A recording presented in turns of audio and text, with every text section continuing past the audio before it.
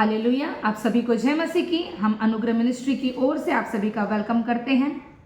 परमेश्वर पिता का धन्यवाद देते हैं आज के दिन के लिए और इस सुंदर समय के लिए कि उसने एक बार फिर से हमें अवसर दिया कि हम उसके वचनों को सीखें, उसमें मनन कर सकें और उसके वचन, उसके जीवित वचन के अनुसार से चल सके। प्रियो, हम जब बीते दिनों से सीख रहे हैं 10 आज्ञा के विषय में, और आज हम देखेंगे उसकी चौथी आज्ञा जो निर्गमन की पुस्तक उसके 20वें अध्याय और उसके पद 8 से हम उसको पढ़ेंगे। इसमें इस प्रकार से लिखा है, मेरे प्रियो, कि तू विश्राम दिन को पवित्र मानने के लिए स्मरण रखना।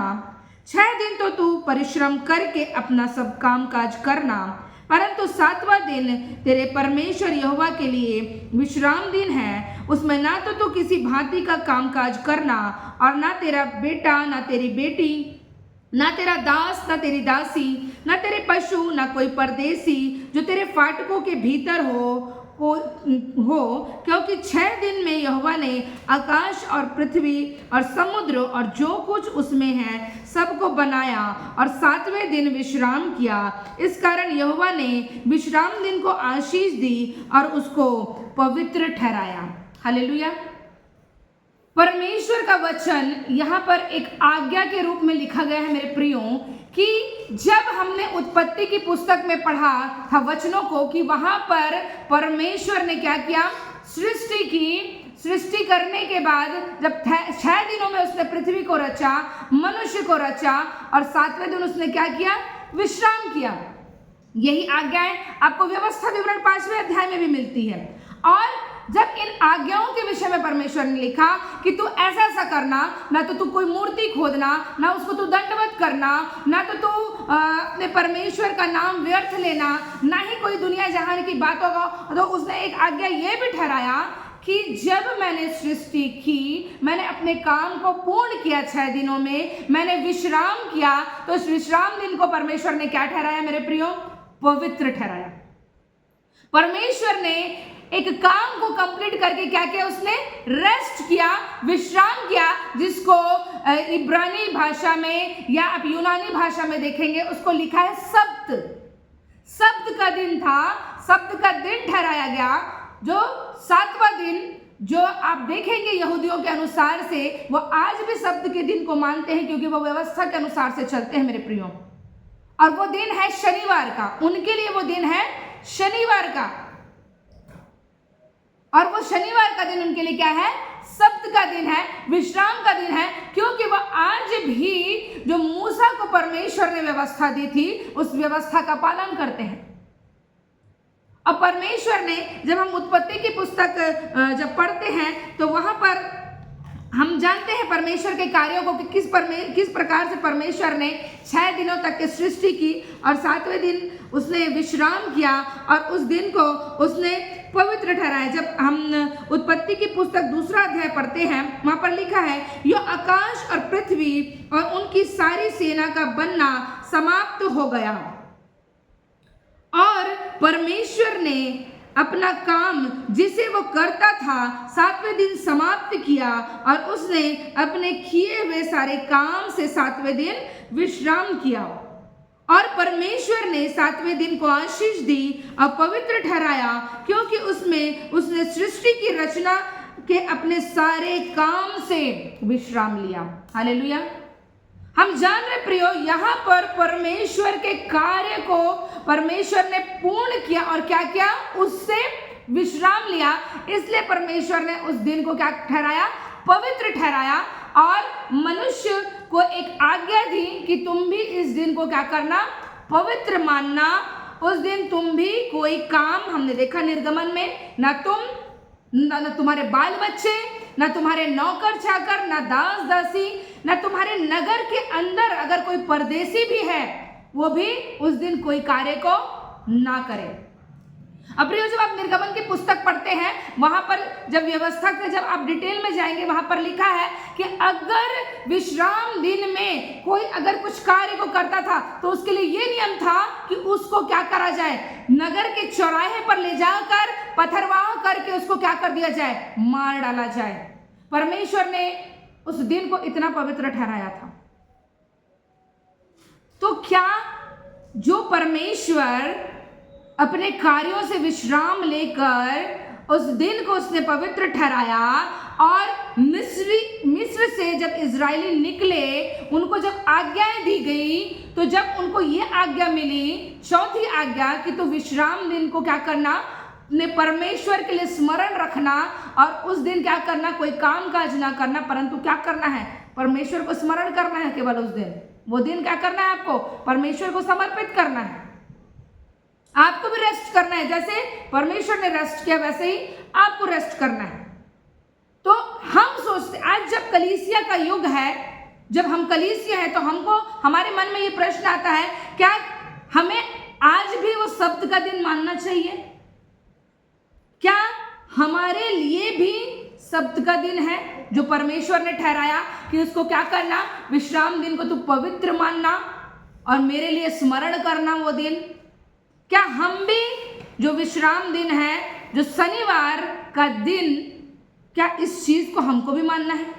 बहुत से प्रश्न आते हैं। कुछ लोग तो आज भी यहूदी धर्म के अनुसार से जो लोग हैं, जो यहोवा की गवाही को देते हैं, यहोवा विटनेस वाले और माता यरूशलेम वाले और बहुत सारे जो लोग हैं, वो आज भी सब्त के दिन को क्या करते हैं, मानते हैं। जब बाइबल में हम पुराने नियम की पुस्तकों को देखते हैं, क्योंकि वो नियम ठहराया गया था, तो प्रॉपर वे में सारी चीजें पूरी हुई, वो दिन माना जाता था। जब हम नए नियम में भी आते हैं, यीशु मसीह भी सब्त के दिन क्या करते थे, आराधनालय में जाते थे, और वो भी उस भाग को क्या करते थे, पूरा करते थे मेरे प्रियो। लेकिन क्या कलीसिया के लिए आज भी वो सब्त का दिन है, वो विश्राम का दिन ठहराया गया है? क्योंकि हमें जानना बहुत जरूरी है मेरे प्रियो। अगर हम विश्राम दिन जो सब्त का दिन है इसको नहीं समझ पाए कि मेरे लिए पुराने नियम की पुस्तकों में कौन सा शब्द है, कौन सा विश्राम है, और नए नियम में कौन से विश्राम को ठहराया गया है, तो हम कंफ्यूजन में रहेंगे कि हमको संडे मानना है प्रभु के लिए कि सैटरडे। बाइबल बताती है सब दिन एक बराबर परमेश्वर ने बनाया है। हर एक दिन हमारे लिए उत्तम है, हर एक दिन हमारे लिए आनंद का दिन है, लेकिन सत्य को भी जानना जरूरी है। बाइबल में लिखा है कि यहूदी लोगों के लिए वो दिन आज भी आज्ञा के रूप में है। वो आज भी मंदिर जाते हैं शनिवार के दिन, सब्त के दिन आज भी वो कोई कार्य नहीं करते। उन्होंने उस दिन को यहोवा परमेश्वर के लिए ठहराया है, ये आज्ञा है उनके लिए। क्योंकि जब हम नए नियम में जब पढ़ेंगे, अभी बहुत सारी चीजों को हम देखेंगे नए नियम से, क्योंकि हम कलीसिया हैं, हम अनुग्रह के समय में चल रहे हैं, तो हमारे लिए परमेश्वर ने क्या रखा, क्या वही विश्राम हमारे लिए भी है? वही विश्राम दिन का मानना हमारे लिए भी है कि वो विश्राम दिन को हम आज भी स्मरण करें, वो रविवार का दिन ना होकर शनिवार का दिन हो। बहुत सारे लोग हमको मिलते हैं और बहुत सारी बातें ऐसी हुई कि लोग आज भी उस दिन को स्मरण करते हैं और शनिवार का दिन मानते हैं मेरे प्रियो। लेकिन हमें वचन से सत्य जानना जरूरी है। परमेश्वर ने ठहराया तो था किनके लिए? इजरायलियों के लिए। क्यों? क्योंकि वो बेगारी में वहां मिस्र में क्या करते थे? पूरे समय कार्य करते थे। लेकिन परमेश्वर ने एक विश्राम का दिन ठहराया था कि जैसा तुम्हारा परमेश्वर 6 दिन काम किया, सृष्टि की रचना की, 7वें दिन हर एक काम से क्या कर लिया परमेश्वर ने? विश्राम ले लिया।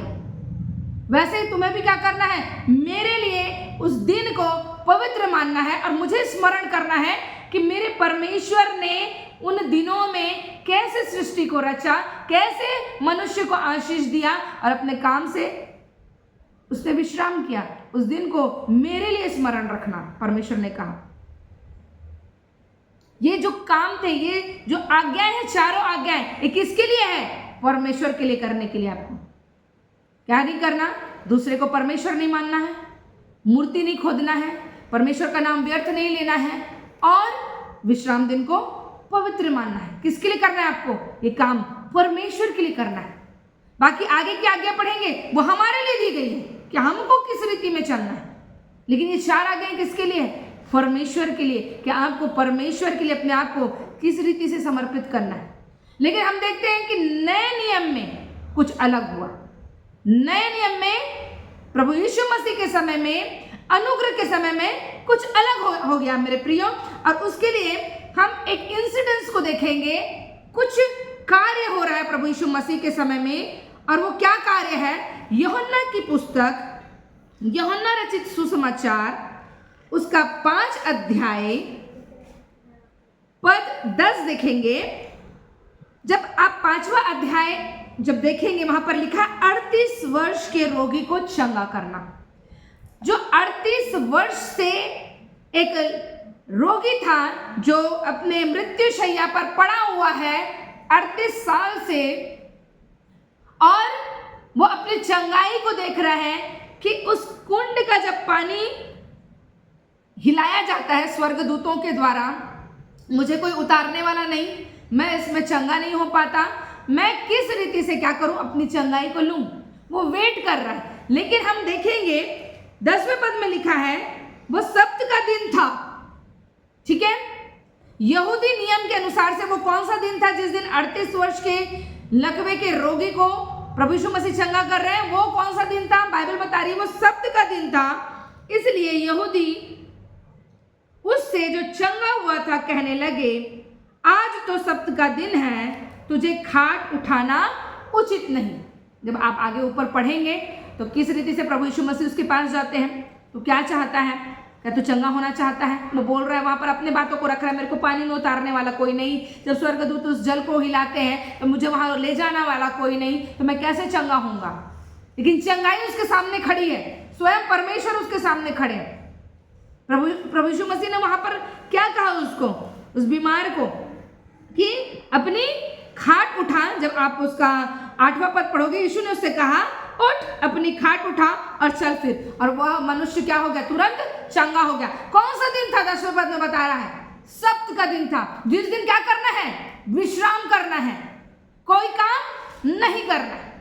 यहूदियों ने देखा ये क्या कर रहा है, अरे ये तो झोले का मारे था, ये 38 साल से यहाँ पड़ा था, ये क्या कर रहा है? अपनी खाट को उठा के कैसे जा रहा है? उनको उसकी चंगाई से मतलब नहीं, अरे कि ये कैसे चंगा हो गया। लेकिन वो वहां पर क्या बोल रहे हैं कि आज सब्त का दिन है, आज विश्राम का दिन है, तुझे खाट उठाना उचित नहीं। मतलब आज भी तू क्या करता? पड़ा रहता उस बिस्तर में, वैसे ही बीमार। लेकिन परमेश्वर के पुत्र ने क्या किया? सब्त के दिन में क्या वो विश्राम किया? क्या उसने काम नहीं किया परमेश्वर का? उसने काम किया, उसने काम किया। क्योंकि प्रियो, जब परमेश्वर विश्राम कर रहा है, क्या कर रहा है? वो अपने सारे काम से, जब उत्पत्ति पढ़े हम 2 अध्याय, वहां लिखा है परमेश्वर ने अपने सारे काम से क्या किया? विश्राम किया। सारा काम उसने कंप्लीट किया, तब वो क्या किया? अपने विश्राम स्थान में प्रवेश किया। तो क्या यीशु मसीह का काम हो चुका था कि वो ना मानता उस चीज को, चंगाई नहीं करता? प्रभु यीशु मसीह बोलते हैं, इस परमेश्वर के पुत्र ने इस पृथ्वी पर इसलिए जन्म लिया कि क्या करे? अंधों को दृष्टि दे, लंगड़ों को क्या करे? चलाए, जो पाप में डूबे हैं उनको क्या करे? छुटकारा दे। सब्त के दिन वो बिल्कुल आराधनालय में जाता था, तभी तो वो उसको मिला बीमार व्यक्ति, और वो अपनी चंगाई के लिए इतने सालों से, 38 सालों से वो वेट कर रहा था। और यीशु मसीह जब वहां आए, वो दिन सब्त का था, जिस दिन कोई कार्य नहीं किया जाता, लेकिन परमेश्वर के पुत्र ने किसका काम किया? अपने पिता का काम। क्योंकि पिता का नेचर उसके अंदर था, उसने क्या किया? उस 38 साल के रोगी को चंगा किया। और जब आप आगे पढ़ेंगे, वहां 12 पद से देखेंगे, तो जो लोग थे उन्होंने उससे पूछा, वह कौन मनुष्य है जिसने तुझसे कहा, खाट उठा और चल फिर? परंतु जो चंगा हो गया था वो नहीं जानता था कि वो कौन। वो यीशु मसीह को नहीं जानता था, उसको नहीं पता था, क्योंकि वो 38 साल से तो वहीं पड़ा हुआ था। उसको नहीं पता था कि किसने मुझे चंगा किया। और क्योंकि उस जगह में भीड़ होने के कारण यीशु वहां से हट गया था। इन बातों के बाद वह यीशु को मंदिर में मिला। उसने उससे कहा, यीशु ने उससे कहा, देख तू चंगा हो गया है, फिर से पाप मत करना, ऐसा ना हो कि इससे कोई भारी विपत्ति तुझ पर आ पड़े। फिर वो मंदिर में क्या हुआ? उस व्यक्ति से मिला और इंस्ट्रक्शन दे रहे हैं यीशु मसीह कि देख फिर से पाप मत करना, क्योंकि ये बीमारी किस करना है तेरे जीवन में, पाप के कारण। लेकिन अब परमेश्वर ने तुझे क्या किया है, चंगा किया है, तो फिर से पाप ना करना। क्यों, शब्द में तो बोला गया है, जब आप निर्गमन की पुस्तक पढ़ोगे कि अगर एक वहां इंसिडेंस भी लिखा हुआ है कि एक व्यक्ति अपने घर में भोजन बनाने के लिए लकड़ी बीनने के लिए क्या हुआ था, वो बाहर गया था। और जब लोगों ने देखा उसको क्या किए, पकड़ के लाए, उसको पत्थरवाह किए और उसको मार दिए, क्योंकि ये नियम था कि वो दिन क्या करना है, कोई काम नहीं करना, ना खाना बनाना, ना खाना देना, ना लकड़ी बीनना, ना अपने घर से बाहर निकलना। लेकिन यीशु मसीह जो व्यवस्था को पूरा करने आए, है ना, व्यवस्था को खत्म करने नहीं, ऐसा नहीं कि मैं पलटने आया हूं, व्यवस्था चेंज कर देता हूं, मैं आ गया हूं तो कुछ और चीजें होंगी। अभी हम उन वचनों को भी पढ़ेंगे। लेकिन यहां पर क्या कर रहे हैं, वो आराधनालय में जब झोले के मारे को उन्होंने चंगा किया, और वो क्या बोल रहे हैं कि देखो फिर से पाप मत करना, नहीं तो इससे भारी भी विपत्ति तुम पर क्या हो जाएगी, आ पड़ेगी। और उस मनुष्य ने जाकर यहूदियों से कह दिया कि जिसने मुझे चंगा किया था वह यीशु है, क्योंकि मंदिर में मिल गया, बता दिया हाँ इसी ने मुझे चंगा किया है। अब क्या हो रहा है, इस कारण यहूदी, आगे जब 16 पद में लिखा है, इस कारण यहूदी यीशु को सताने लगे क्योंकि वह ऐसे काम सब्त के दिन दिखाया करता था। अब देखिए, जब जब वो क्या करता था, आराधना भवन में जाता था प्रभु यीशु मसीह, वो कुछ ना कुछ परमेश्वर के कामों को वहां क्या करता था, प्रकट करता था, कुछ ना कुछ चंगाई वो वहां पर करता था। आपने देखा होगा एक सूखे हाथ वाले को, उसको परमेश्वर ने चंगा किया, कुबड़ी स्त्री को, सारे लोग सप्त के दिन चंगे हो रहे हैं, आराधना भवन में चंगे हो रहे हैं, परमेश्वर के मंदिर में चंगे किए जा रहे हैं। और इसी कारण जो यहूदी लोग थे वो प्रभु यीशु मसीह को कि ऐसे काम सप्त के दिन क्यों दिखाता है करके उसका पीछा करने लगे, उसको नाश करने के लिए ढूंढने लगे कि हम कैसे दोष लगाएं और इन चीजों को इसको पकड़वाएं और इसको घात करें। और यहां पर कोई दूसरा व्यक्ति नहीं बोल रहा है, यहां स्वयं यीशु मसीह बात कर रहे हैं। ऐसा नहीं है कि हो सकता है कोई बोला होगा यीशु मसीह चंगा कर दिए, तो एक कहानी के रूप में लिखा गया। यीशु मसीह के खुद शब्द यहाँ पर लिखे गए हैं और प्रभु यीशु मसीह बोल रहे हैं कि हम जब आगे पढ़ेंगे उसका 17 पद में वहां पर लिखा है कि इस पर यीशु ने उनसे कहा, मेरा पिता अब तक काम करता है और मैं भी काम करता हूं। हालेलुया। यीशु मसीह वहां पर बोल रहे हैं, जब यहूदी उसको बोल रहे हैं कि तू ऐसे काम शब्द के दिनों में क्यों करता है, क्या तुमको व्यवस्था नहीं मालूम, जब व्यवस्था की पुस्तक तुम यहां पढ़ रहे हो।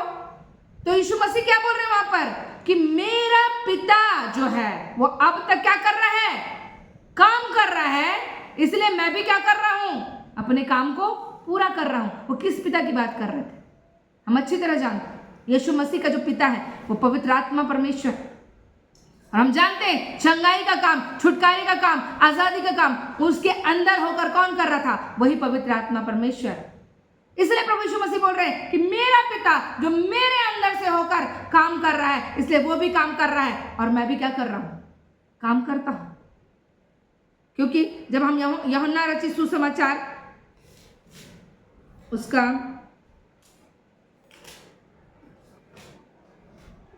पवित्र आत्मा ने जो अभी वचन दिया है उसको हम एक बार पढ़ लेंगे। यूहन्ना रचित सुसमाचार 10 अध्याय पद 30 में लिखा है, मैं और पिता एक हैं। जब वहां यीशु मसीह ने कहा कि मेरा पिता अब तक के काम करता है, इसलिए मैं भी अब तक के काम कर रहा हूं। जब 10वें अध्याय के 30 पद में आप पढ़ रहे हो, मैं और पिता एक है, अर्थात वो पवित्र आत्मा के विषय में बोल रहे हैं कि मेरा पिता जो पवित्र आत्मा परमेश्वर वो जो कार्य कर रहा है मेरे द्वारा होकर, हम दोनों मिलकर क्या कर रहे हैं, अब तक के क्या कर रहे हैं, हम इस पृथ्वी पर उस कार्य को कर रहे हैं। क्योंकि हम जानते प्रियो, जो संसार की उत्पत्ति हुई, परमेश्वर ने कहा कि 6 दिन उसने कार्य को किया। किसने किया उस काम को, परमेश्वर के तो केवल शब्द थे, कार्य तो पवित्र आत्मा परमेश्वर ने किया था। हम जानते हैं हमारी सृष्टि किसने की, हमको स्ट्रक्चर किसने दिया, पवित्र आत्मा ने। परमेश्वर के शब्दों को लेकर कार्य निर्माण किसने किया, जितने भी कार्य हुए इस पृथ्वी में, जितने भी चीजें बनी, पवित्र आत्मा ने बनाया। मरियम के गर्भ में यीशु मसीह को किसने क्रिएट किया, उसी पवित्र आत्मा परमेश्वर ने।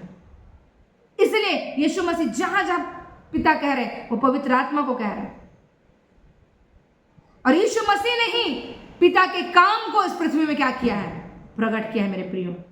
हालेलुया। और देखेंगे प्रभु यीशु मसीह के शब्दों को देखेंगे, मत्ती रचित सुसमाचार 12वां अध्याय उसका पद 1 से 8 तक। यहां पर आप हेडिंग खुद देख रहे होंगे, वहां पर लिखा है सप्त का प्रभु, यानी कि विश्राम दिन का प्रभु। और हम जानते हैं यहां पर लिखा है 1 पद से 8 तक आप लोगों के सामने में पढ़ूंगी। उस समय यीशु सप्त के दिन खेतों में से होकर जा रहा था और उसके चेलों को भूख लगी तो वे बाले तोड़कर खाने लगे। सप्त के दिन क्या कर रहे हैं, वो प्रभु यीशु मसीह के साथ उनके चेले क्या कर रहे हैं, जा रहे हैं खेतों में से होकर, और वहां पर जो धान की जो कोमल कोमल बालें रहती है वो लगी हुई थी, उनको भूख लगी और वो क्या करने लगे, उसको तोड़कर खाने लगे। सप्त के दिन क्या होता था, इनका उपवास भी होता था, नहीं खाते थे कुछ, बनाएंगे नहीं तो खाएंगे क्या। लेकिन जब उसके चेले खा रहे हैं तो फरीसियों ने, आगे पढ़ेंगे, लिखा है फरीसियों ने देखकर उनसे कहा, देख तेरे चेले वो काम करते हैं जो सप्त के दिन करना उचित नहीं है। ये चीज सप्त के दिन करना उचित नहीं है। उसने उनसे कहा, क्या तुमने नहीं पढ़ा कि दाऊद ने जब वह उसके साथी भूखे हुए तो क्या किया। अब यीशु मसीह अपने चेलों को नहीं डांट रहे, ए तुम लोग मेरे नाम को खराब कर रहे हो, सप्त के दिन नहीं खाना चाहिए और तुम उसको खा रहे हो, देखो मेरे को बोल रहे हैं, ऐसा नहीं बोला। लेकिन प्रभु यीशु मसीह उन लोगों से जो फरीसी हैं उनसे एक बात हुई थी पुराने नियम में, दाऊद के समय में, उस चीज को स्मरण दिलाकर उनसे बोल रहे हैं कि क्या तुमने नहीं पढ़ा, क्योंकि व्यवस्था की पुस्तक थी उनके पास और वो लिखी हुई थी बातें, कि दाऊद ने जब वह और उसके साथी भूखे हुए तो क्या किया, वह कैसे परमेश्वर के घर में गया और भेंट की रोटियां खाई, जिन्हें खाना न तो उसे और न उसके साथियों पर केवल याजकों को उचित था। क्योंकि हम जानते हैं परमेश्वर के सामने जो रोटी ले जाया जाता था भेंट के रूप में, उसको सिर्फ याजक खाते थे और वो रोटी प्रतिदिन बदली जाती थी। जब नई रोटी रखी जाती थी तो जो पुरानी रोटी थी उसको याजक लोग खाते थे। लेकिन दाऊद और उसके जब साथी उनको भूख लगी तो जो उस समय याजक था उससे उन्होंने बोला कि हमें कुछ खाने को दे, और वो भेंट की रोटी, वो पवित्र रोटी जिसको केवल याजक खा सकते थे, उसके लोगों ने खाया परमेश्वर की। तो यहां आगे लिखा है, यह क्या तुमने व्यवस्था में नहीं पढ़ा कि याजक सप्त के दिन मंदिर में सप्त के दिन की विधि को तोड़ने पर भी निर्दोष ठहरते हैं। पर मैं तुमसे कहता हूं कि यहाँ वह है जो मंदिर से भी बड़ा है। प्रभु यीशु मसीह बता रहे हैं, यहाँ जो तुम्हारे सामने है, वो जो मंदिर की तुम नियम और विधियों को मान रहे हो, जो शब्द को मान रहे हो, जो विश्राम दिन को मान रहे हो, उससे बड़ा, इस मंदिर से बड़ा यहाँ पर खड़ा है तुम्हारे सामने। इसलिए वहां पर लिखा है, आगे जब आप पढ़ेंगे वहां पर लिखा है कि यदि तुम इसका अर्थ जानते, मैं दया से प्रसन्न होता हूं बलिदान से नहीं, तो तुम निर्दोष को दोषी न ठहराते। मनुष्य का पुत्र तो सप्त के दिन का भी प्रभु है। हालेलुया। हमारा जो प्रभु यीशु मसीह है वो सप्त के दिन का भी क्या है, प्रभु है। उसके लिए हर एक दिन बराबर है, कोई दिन छोटा नहीं, कोई दिन बड़ा नहीं, कोई दिन विशेष नहीं। आप उपवास सोमवार से रविवार कभी भी कर सकते हो, आप आराधना सोमवार से रविवार कभी भी कर सकते हो, कोई इशू नहीं है। परमेश्वर बोलता है, खुद प्रभु यीशु मसीह कह रहे हैं कि मैं जो हूं वो यहाँ जो मंदिर में तुम नियम विधि और सारी चीजों को मान रहे हो, उससे बड़ा हूं मैं यहाँ पर। मैं सप्त के दिन का भी क्या हूं, प्रभु हूं। परमेश्वर ने अपने कामों को कर कर उस विश्राम को ठहराया। हमारे लिए क्या कार्य है? क्या हमारा विश्राम हो गया? हमने अपने कामों से आराम कर लिया, विश्राम पा लिया? नहीं, अभी हमारा कार्य क्या है हम वचन के अनुसार से देखेंगे। अभी हमारा कोई भी कार्य पूर्ण नहीं हुआ। जब इब्रानियों की पत्री हम पढ़ेंगे, इब्रानी उसका 4था अध्याय, इब्रानियों की पुस्तक उसका 4था अध्याय पद 1 से जब पढ़ेंगे, वहां पर हेडिंग भी लिखा है परमेश्वर के लोगों का विश्राम। हेडिंग पढ़ के समझ में आ रहा है कि परमेश्वर के लोगों के लिए विश्राम है। एक कौन सा विश्राम है? पहला पद पढ़ेंगे, वहां लिखा है, इसलिए जबकि उसके विश्राम में प्रवेश करने की प्रतिज्ञा अब तक है तो हमें डरना चाहिए, ऐसा ना हो कि तुम में से कोई जन उससे वंचित रह जाए। अब ये सोचिए कौन सा विश्राम है ये? भाई परमेश्वर तो विश्राम स्थान में है, सप्त का दिन उसने ठहरा लिया, मानते रहो उस दिन को। लेकिन ये कौन सा विश्राम है? परमेश्वर के लोगों के लिए कौन सा विश्राम ठहराया गया है? कौन सा सप्त है? यहां पर भी जो विश्राम लिखा है वो भी शब्द लिखा हुआ है।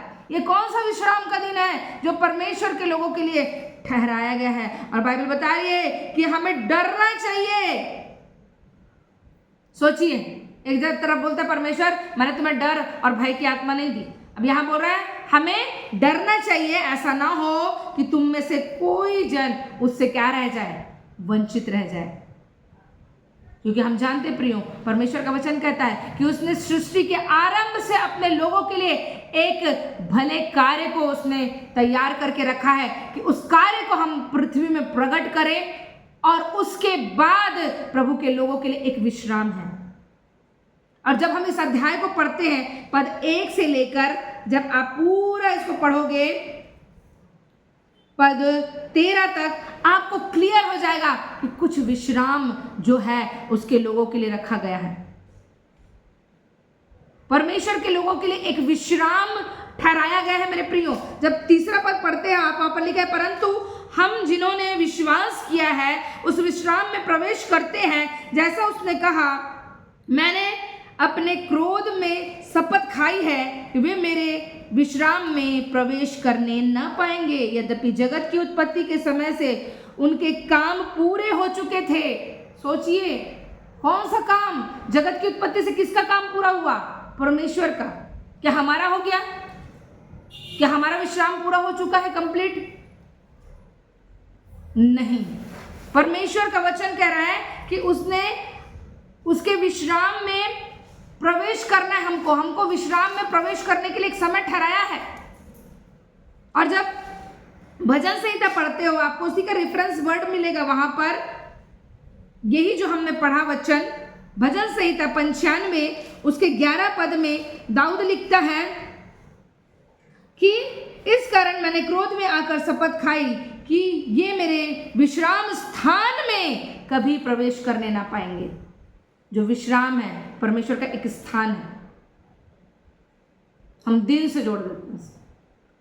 विश्राम स्थान में प्रवेश करने नहीं पाएंगे। परमेश्वर का विश्राम स्थान कहाँ है? स्वर्ग में। परमेश्वर ने कौन सी जगह रखी है आपके लिए? स्वर्ग। कलीसिया के लिए क्या है? क्लेश है कि स्वर्ग राज्य है? स्वर्ग, वो आपका विश्राम स्थान है। परमेश्वर बोलता है जो तुम्हारे लिए काम को रखा है, अगर उसको कंप्लीट नहीं करोगे, अब प्रभु का वचन बोलता है मेरे विश्राम में आप प्रवेश कभी नहीं करोगे। जिस काम को मैंने तुम्हारे लिए रखा है जगत की उत्पत्ति से, उसको तुम नहीं करोगे, कभी भी उसके विश्राम स्थान में प्रवेश नहीं कर पाओगे। विश्राम क्या है हमारे लिए? स्थान है मेरे प्रिय। शब्द क्या है? लोग क्या कर देते हैं, हाँ दिन है, जाना है, कुछ नहीं करना है। प्रभु के अब नए नियम में पढ़िए, प्रभु यीशु मसीह ने कहा क्या सप्ताह के दिन ये उचित नहीं कि किसी का अगर बैल गधा गड्ढे में गिर जाए तो उसको निकाले वहां से? मरने थोड़ा नहीं छोड़ देंगे।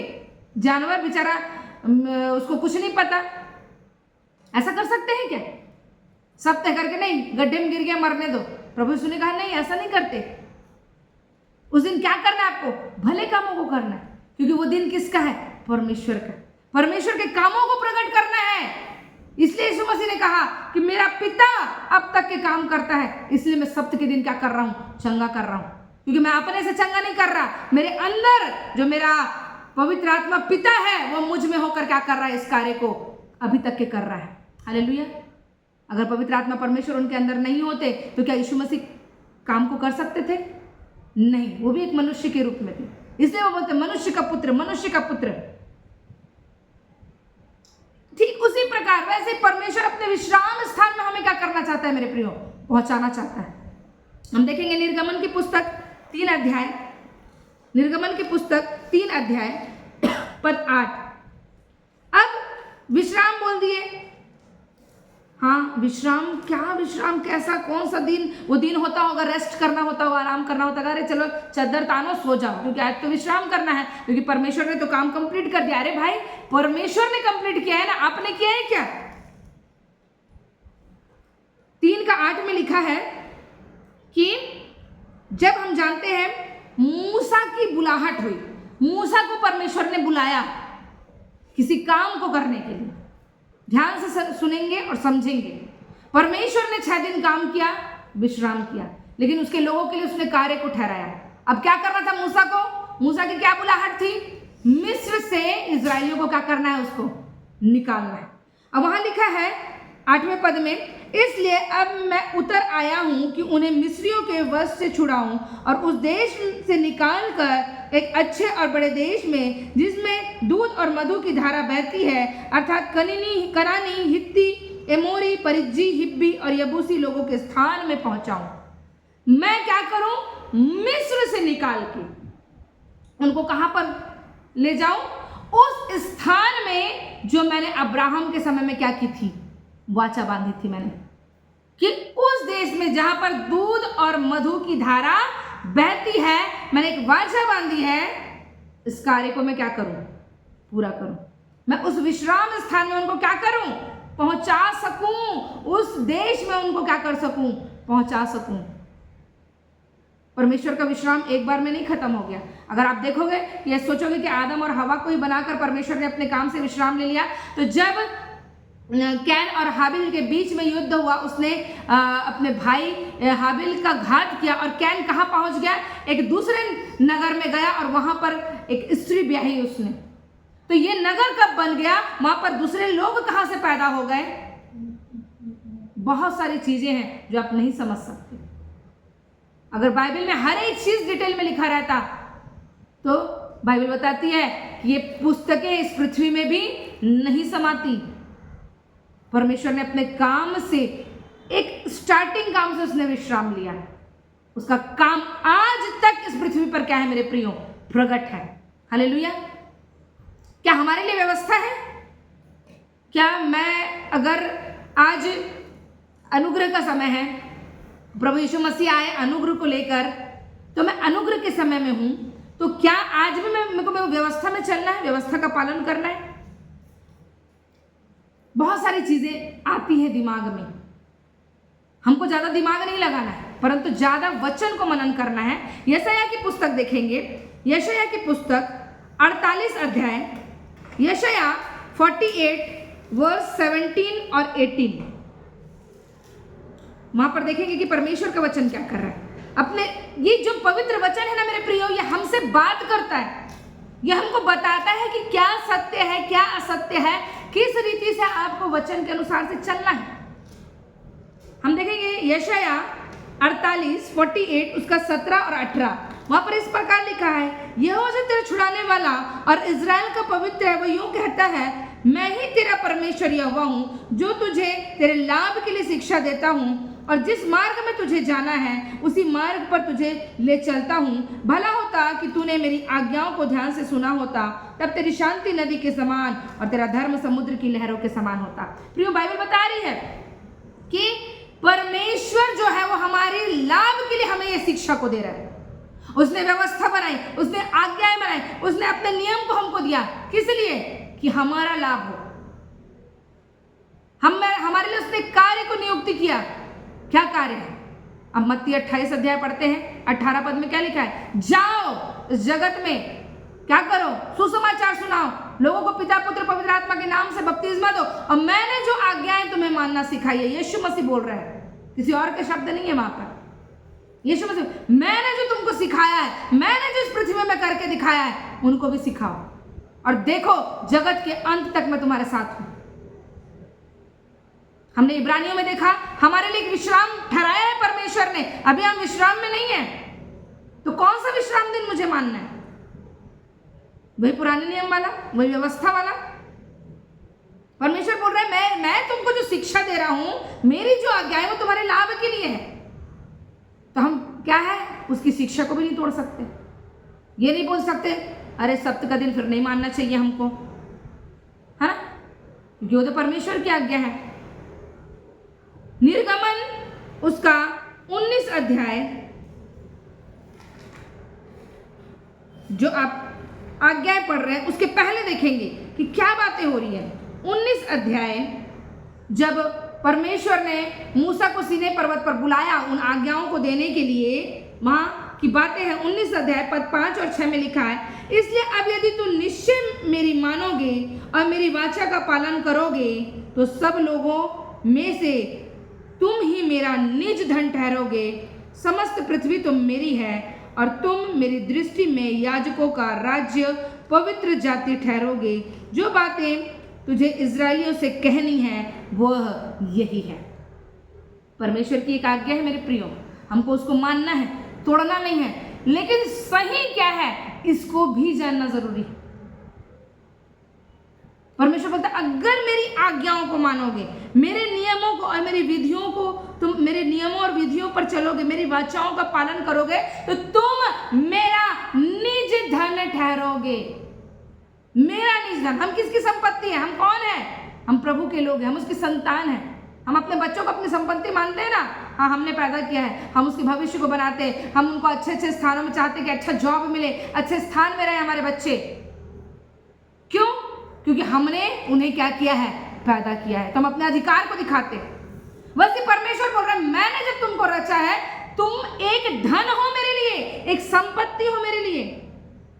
अब बाइबल बताती समस्त पृथ्वी परमेश्वर की है। परमेश्वर ने कहा सारी पृथ्वी क्या है? मेरी है। उसने कहा है जरूर कि उस दिन को तुम पवित्र मानना, इसलिए स्मरण करना क्योंकि मैंने हर एक काम को कंप्लीट किया और मैंने विश्राम किया। लेकिन प्रियो, आज आपके लिए और मेरे लिए एक कार्य है। कौन सा काम है उसको जानना बहुत जरूरी है। तब हम क्या हो पाएंगे? उस विश्राम में हम प्रवेश कर पाएंगे। हम उसके निज धन, और यहां पर जब आप पढ़ रहे हो, हम उसके याजकों का समाज, पवित्र प्रजा, उसकी जाति। आपको वचन याद आ रहा होगा, तुम क्या हो? पवित्र लोग, याजकों का समाज, राजपद अधिकारी हो, हाँ उसकी निज प्रजा हो।